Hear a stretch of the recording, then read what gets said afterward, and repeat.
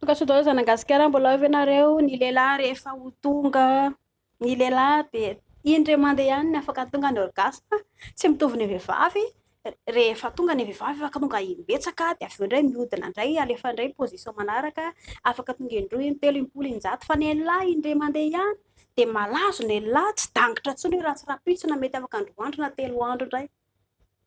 noho izany zany ho an'ny lehilahy mila mikarakara vatana tsara tarela mba ho ela vao tonga satria raha 2 minitra mitsifitra kely zany zavatra tsisy dikany zany na ny vehivavy nanokatra fety eo ara matsiaro leo be sady kriko eo eo inona kosa ny ataony ity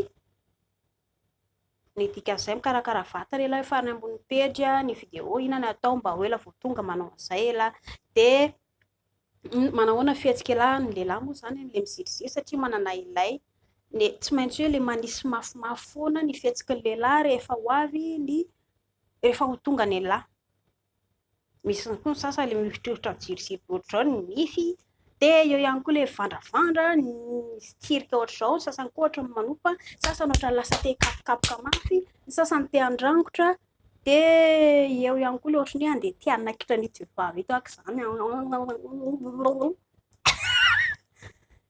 fihetsika efa natoraly reny tsisy tokony hoe mampamenatra na mampatahotra antsika fa andalovan'ny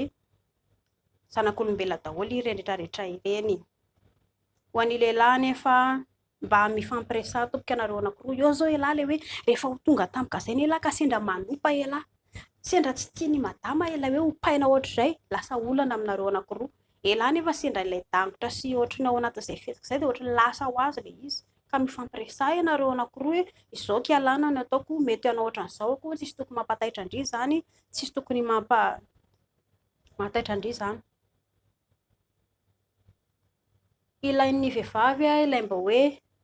lela mijijy noho izany zany nataony elahy ihany koa tsy resaka mijijijy fahatany eo amin'ilay mijijijy pa eo foana ekena elahy fa mitototo eo fa ilay ratsan-tanana sy ilay loha mihetsiketsika dia ilain'ny vehivavy ihany koa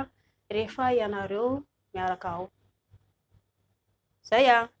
indray mandeha ihany elahy no tonga tsy miverina intsony io fa malazo efa avy eo noho izany kolokoloy mba ho ela vao tonga amin'izay mba azo aina i madama azo toa